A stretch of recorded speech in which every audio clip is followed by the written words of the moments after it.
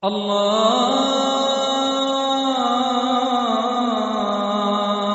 أكبر الله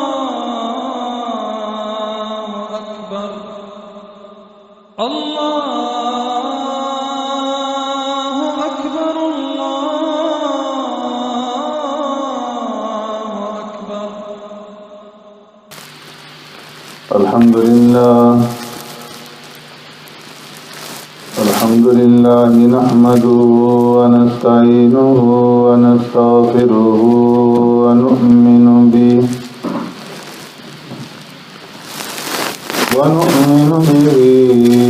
ونتوكل عليه ونعوذ بالله من شرور أنفسنا ومن سيئات أعمالنا. من يهده الله فلا مضل له ومن يضلل فلا هادي له. ونشهد أن لا إله إلا الله وحده لا شريك له. ونشهد أن سيدنا ونبينا ومولانا محمدا عبده ورسوله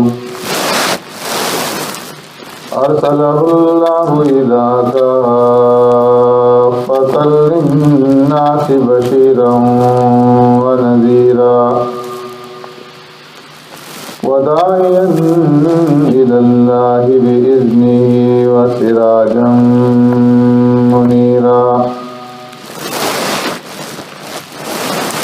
أما بعد فقد قال الله تبارك وتعالى في القرآن المجيد والفرقان الحميد.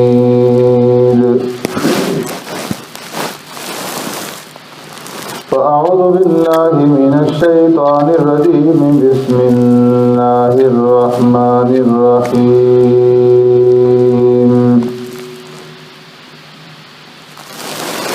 يا أيها الناس اعبدوا ربكم الذي خلقكم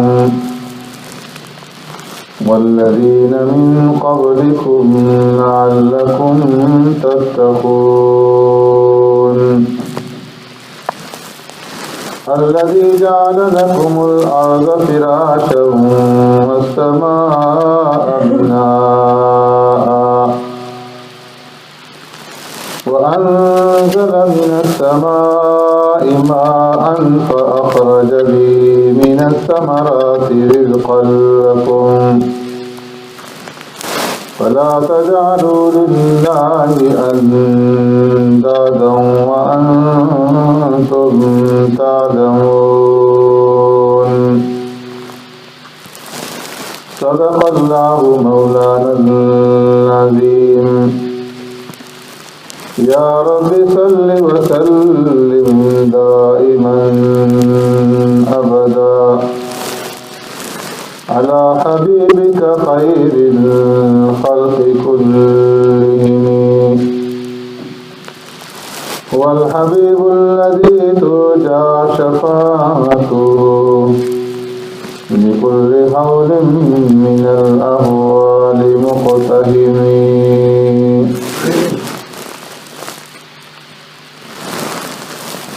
يا أيها الناس اعبدوا ربكم. اے لوگو عبادت کرو تم اپنے پروردگار کی. الذی خلقکم، وہ پروردگار جس نے پیدا کیا تمہیں. والذین من قبلکم، اور پیدا کیا ان لوگوں کو جو تم سے پہلے تھے. لعلکم تتقون، تاکہ تم بچو. الذی جعل لکم الارض، وہ پروردگار جس نے بنا دیا تمہارے لیے زمین کو. فراشا، فرش. والسماء بناء، اور بنا دی آسمان کو چھت وَأَنزَلَ مِنَ السَّمَاءِ مَاءً اور اتارا آسمان سے پانی فَأَخْرَجَ بِهِ مِنَ الثَّمَرَاتِ پس نکالا اس پانی کے ذریعے سے پھلوں میں سے رزقا لکم رزق تمہارے لیے فَلَا تَجْعَلُوا لِلَّهِ أَندَادًا پس نہ ٹھہراؤ وہاں سے اللہ کے شریک وَأَنْتُمْ تَعْلَمُونَ اور تم تو جانتے بوجھتے ہو آمنت باللہ وبآیاتہ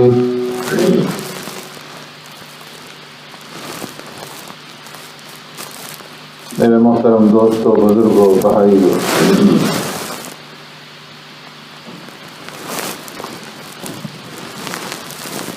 سورہ بقرہ کی آیت نمبر 21 اور 22 کی تفسیر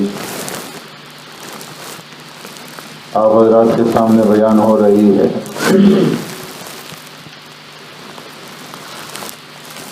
گزشتہ جمعہ میں بات یہاں پر ختم ہوئی تھی کہ قرآن کریم میں اللہ رب العزت کے وجود پر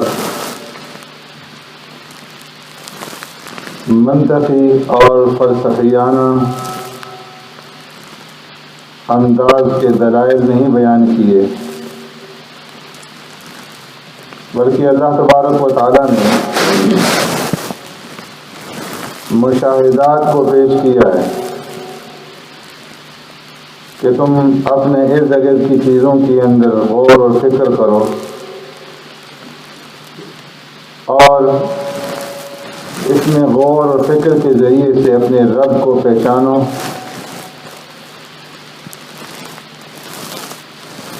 امام احمد بن حنبل رحمۃ اللہ تعالی علیہ سے کسی نے پوچھا کہ آپ مسلمان ہیں؟ تو فرمایا کہ ہاں الحمدللہ میں مسلمان ہوں۔ اس نے کہا کہ اسلام کسے کہتے ہیں؟ تو امام صاحب نے فرمایا کہ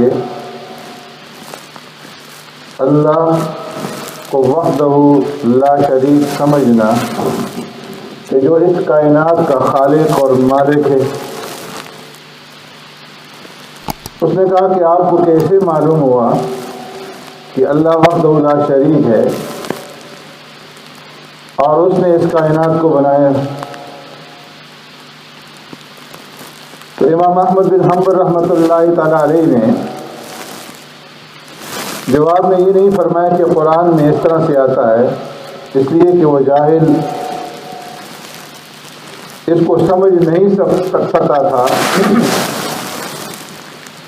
اس لیے امام صاحب نے اسی کے انداز میں اس کو سمجھایا اور فرمایا کہ میں نے اللہ کو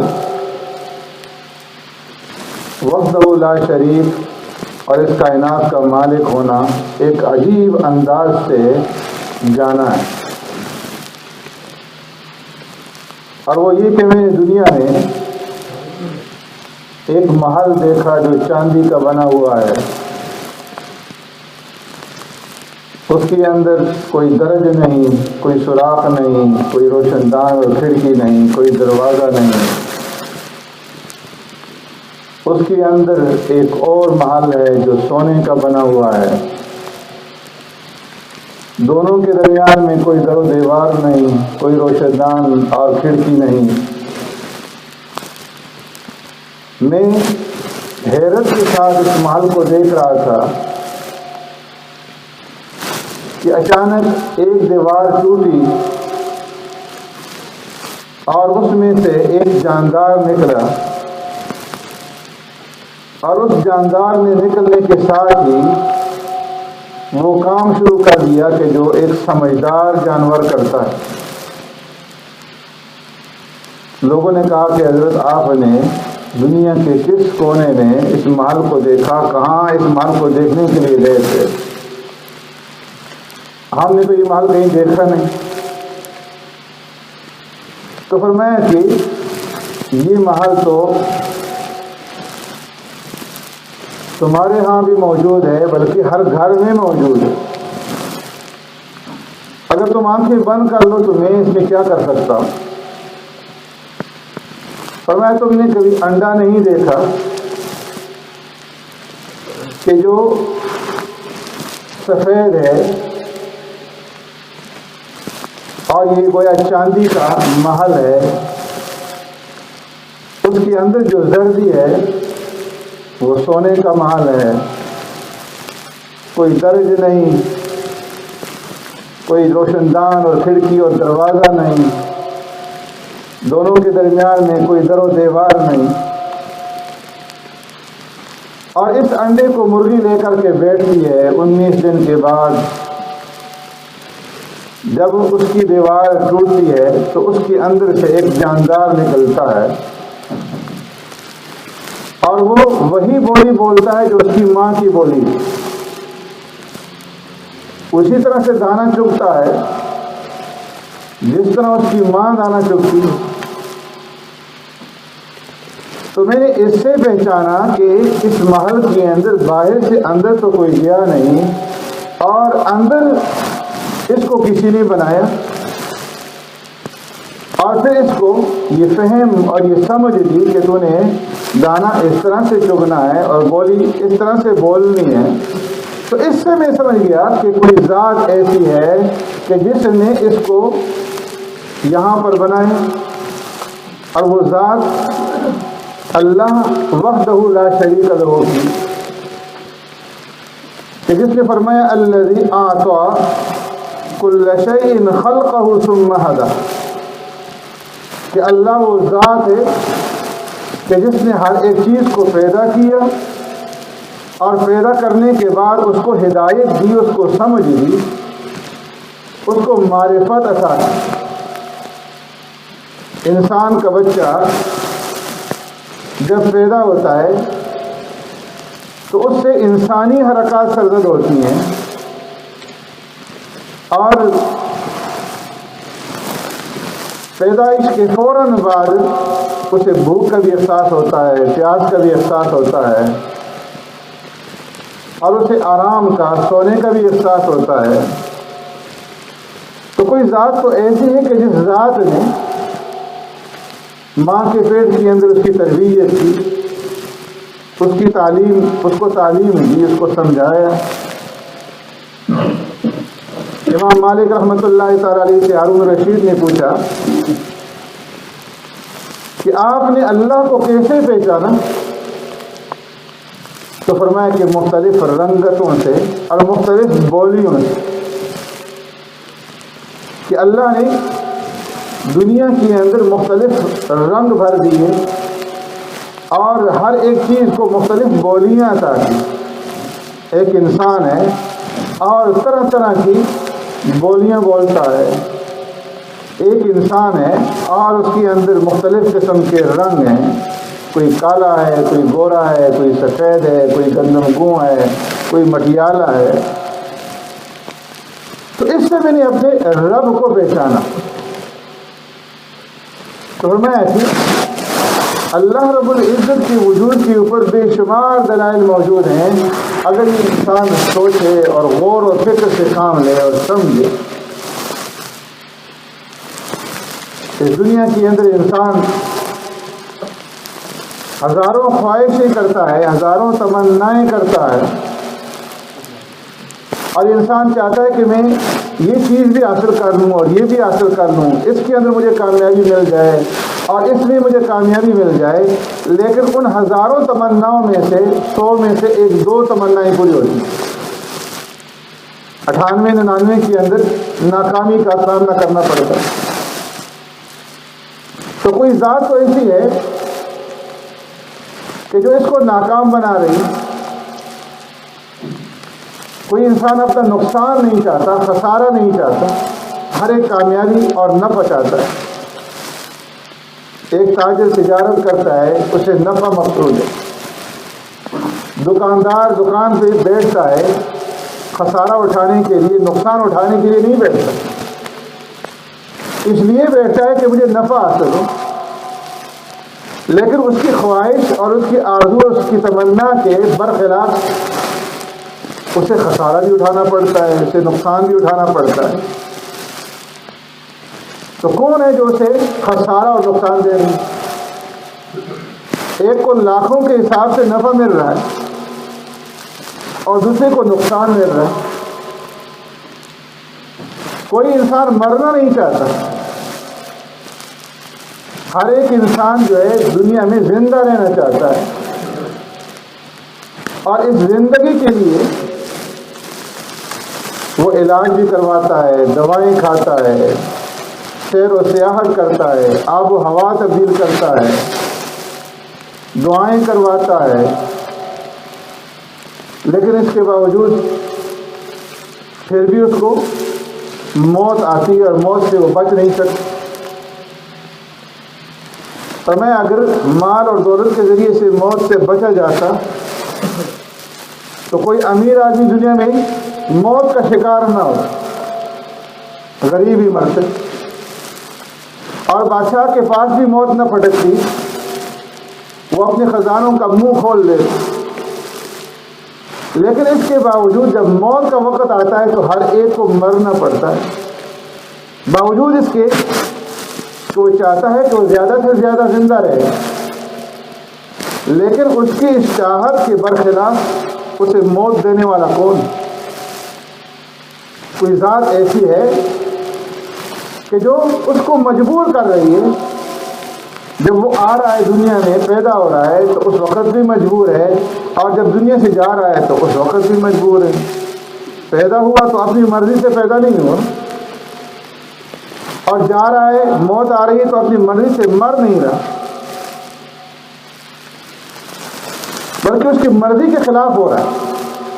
ایک آدمی ہے، اس کی اولاد نہیں ہوتی، 20-30 برس گزر جاتے ہیں، بعض اس کی ساری زندگی گزر جاتی ہے، اولاد مانگ رہے ہیں، ہوتی نہیں، علاج کروا رہے ہیں، دعائیں کروا رہے ہیں،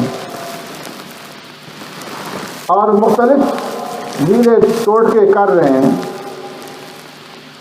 لیکن اولاد نہیں ہو رہی.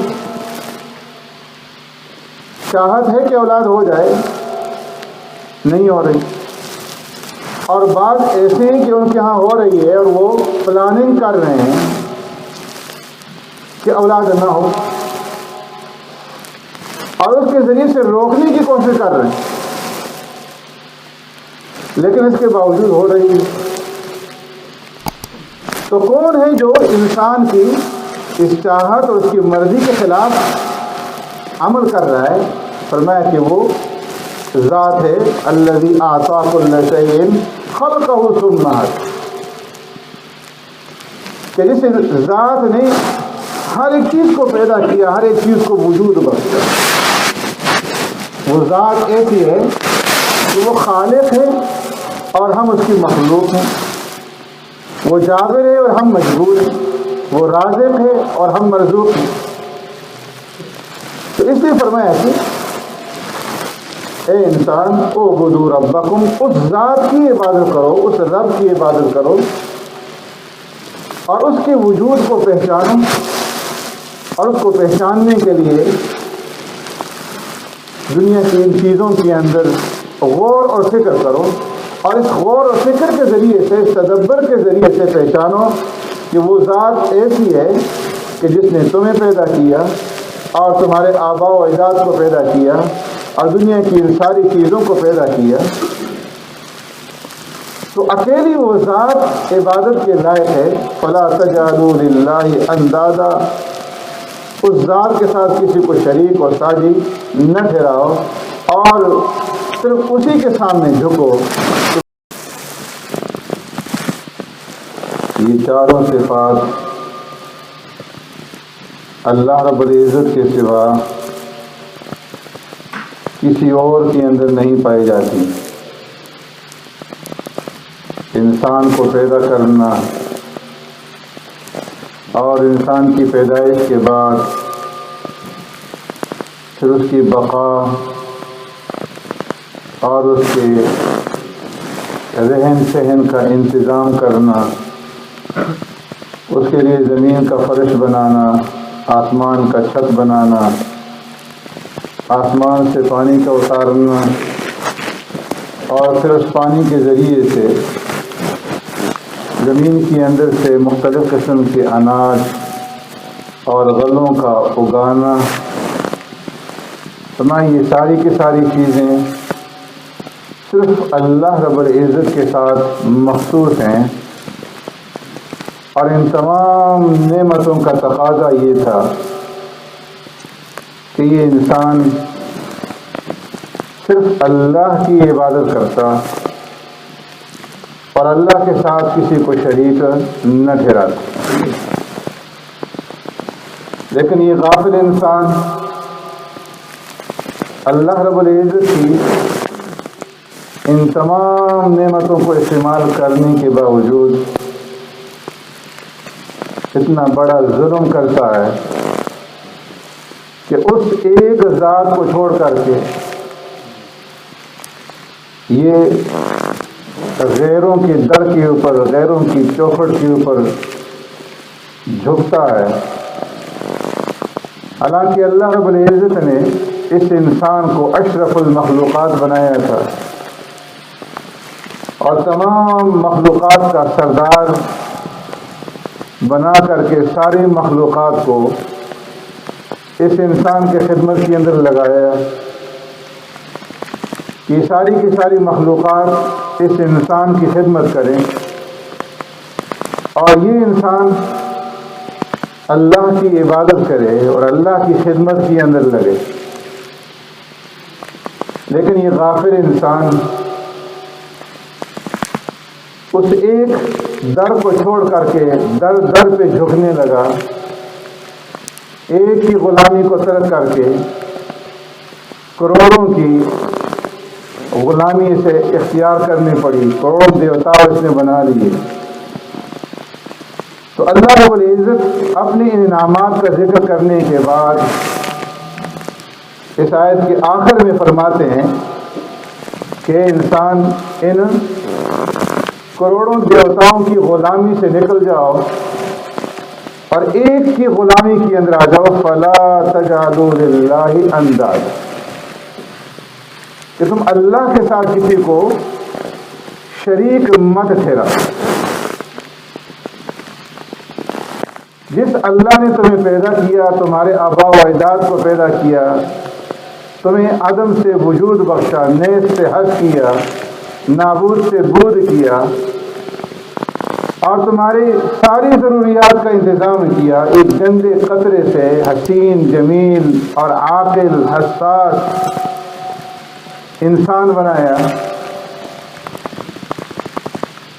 تو ان تمام چیزوں کا تقاضا یہ کہ فلا تجعلوا للہ اندادا، اس کے ساتھ کسی کو شریک اور ساجی، کسی کو سہیم مت بناؤ۔ دنیا کے اندر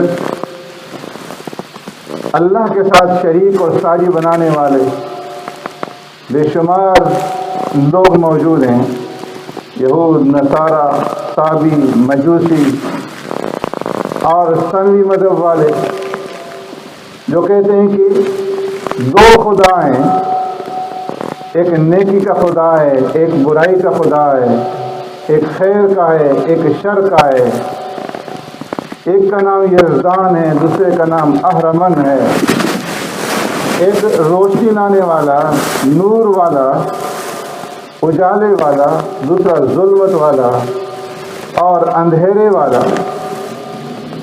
اللہ فرماتے ہیں الحمدللہ الذی خلق السماوات والارض وجعل الظلمات والنور، ساری تعریفیں اس ذات کے لیے ہیں جو آسمانوں کو پیدا کرنے والا، زمین کا پیدا کرنے والا، وجعل الظلمات والنور، اور ظلمت اور اندھیریوں کا پیدا کرنے والا، اور نور اور روشنی کا پیدا کرنے والا۔ یہ کسی اور کی پیدا کردہ نہیں ہے، بلکہ یہ سب اندھیرے ہوں یا روشنی اس ذات کی پیدا کر دیں۔ قُلْ أَرَأَيْتُمْ إِنْ جَعَلَ اللَّهُ عَلَيْكُمُ اللَّيْلَ سَرْمَدًا إِلَى يَوْمِ الْقِيَامَةِ مَنْ إِلَٰهٌ غَيْرُ اللَّهِ يَأْتِيكُمْ بِضِيَاءٍ أَفَلَا تَسْمَعُونَ۔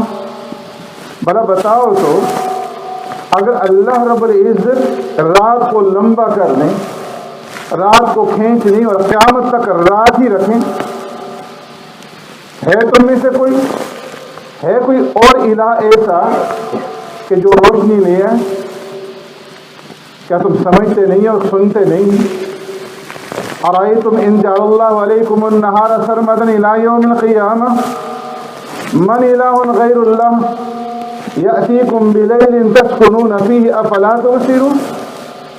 بھلا بتاؤ تو اگر اللہ رب العالمین دن کو کھینچ لیں، لمبا کر لیں اور قیامت تک دن ہی دن رکھیں، کون ہے الہ جعل لکم اللیل جو تمہارے لیے رات کو لے آئے، لتسکنوا فیہ تاکہ اس رات کے اندر تم سکون اور آرام حاصل کرو؟ یہ اسی کی رحمت ہے، اسی کا فضل ہے، اسی کی مہربانی ہے۔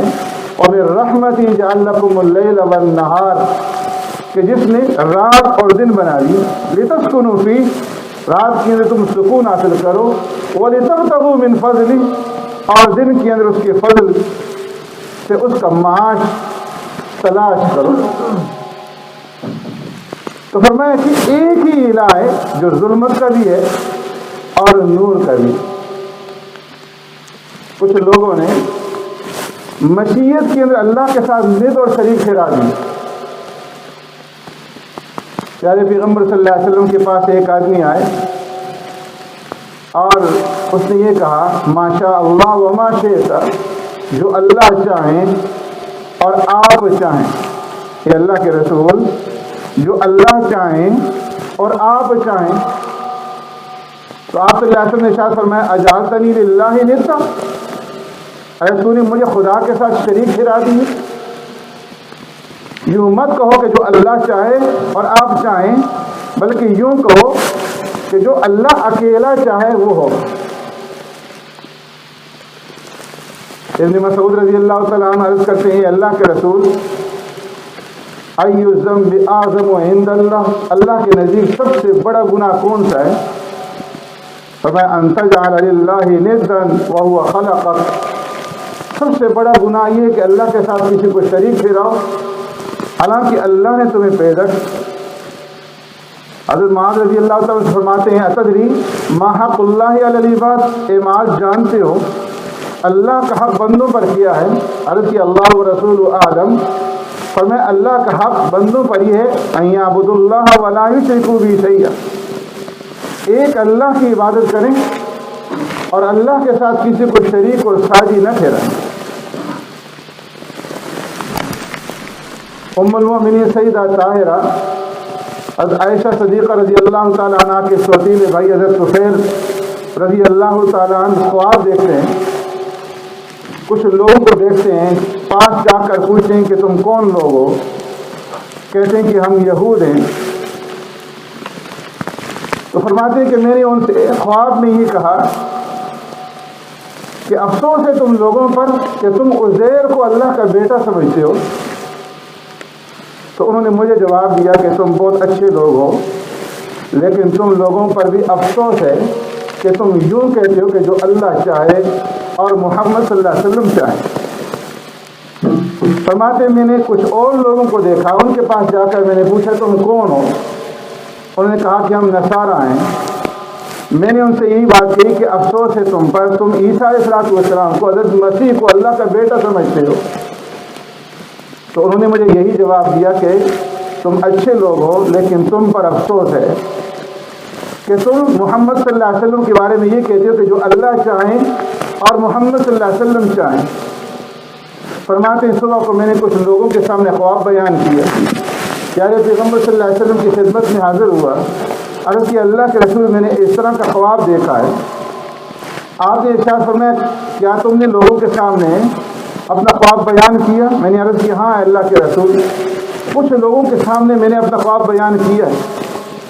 آپ کھڑے ہو گئے، اللہ کی حمد و ثنا بیان کی، اور ارشاد فرمایا کہ اے لوگوں، طفیل نے خواب دیکھا اور کچھ لوگوں کے سامنے اس کو بیان بھی کیا، اور فرمایا کہ کئی عرصے سے میں یہ چاہ رہا تھا کہ میں تم لوگوں کے سامنے یہ بات کہوں کہ تم یوں ہرگز مت کہو کہ جو اللہ چاہے اور محمد چاہیں، بلکہ یوں کہو کہ جو اکیلا اللہ چاہے،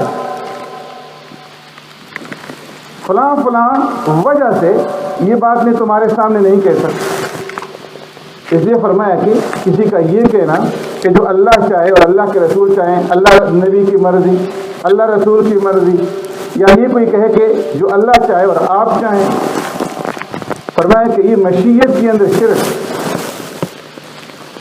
فلا تجعلوا للہ اندادا، اللہ کے ساتھ شریک مت ٹھہراؤ۔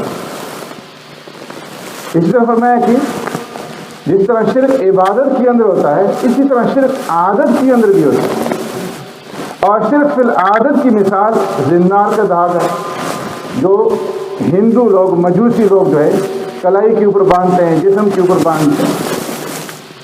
فرمایا یہ شرک فی العادت، صلیب کا لٹکانا، یہ شرک فی العادت۔ پیارے پیغمبر صلی اللہ علیہ وسلم نے ایک آدمی کو صلیب کا نشان جو ہے وہ لٹکائے ہوئے دیکھا۔ آپ صلی اللہ علیہ وسلم نے ارشاد فرمایا اطرح عنک ھذا الوثن، اس کو اتار کر کے پھینک دو، یہ بت۔ فرمایا کہ صلیب لٹکانا یہ کفر کا نشان۔ اور حدیث میں آتا ہے کہ حضرت عیسیٰ علیہ السلام جب آئیں گے تو وہ صلیب کو توڑیں گے اور خنزیر کو قتل کریں گے۔ صلیب کو کیوں توڑیں گے؟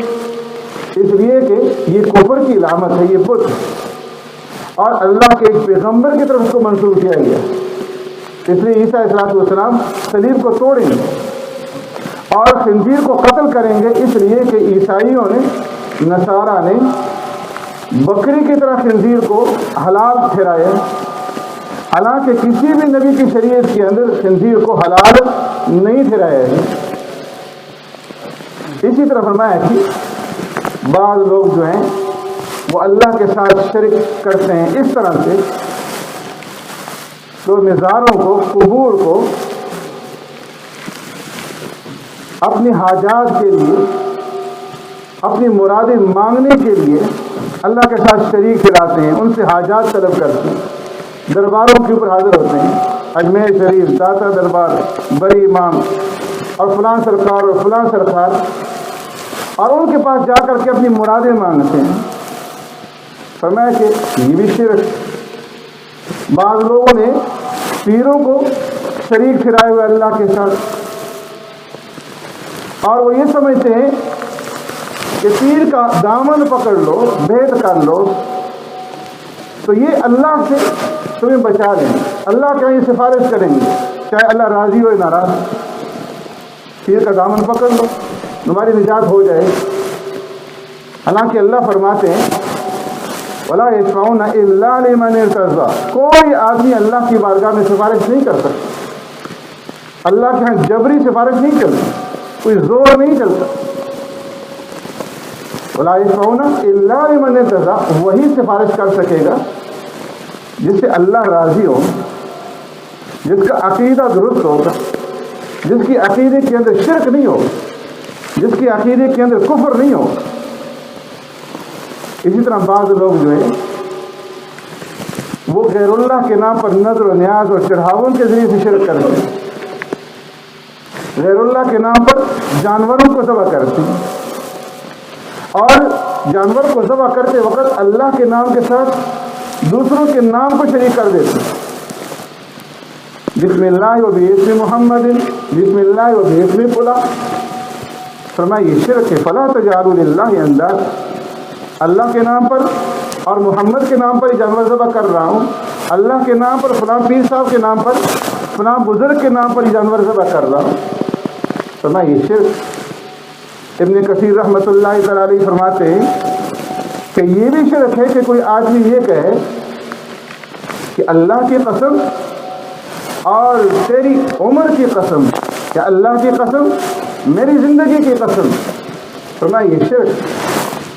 کسی آدمی کا یہ کہنا کہ اگر رات کو گھر کے باہر کتا موجود نہ ہوتا چور ہمیں لوٹ لیتے، فرمایا یہ بھی شرک کے اندر داخل۔ یوں کہنا کہ گھر میں بطخ نہ ہوتی تو چور گھر کے اندر داخل ہو جاتے، فرمایا یہ بھی شرک۔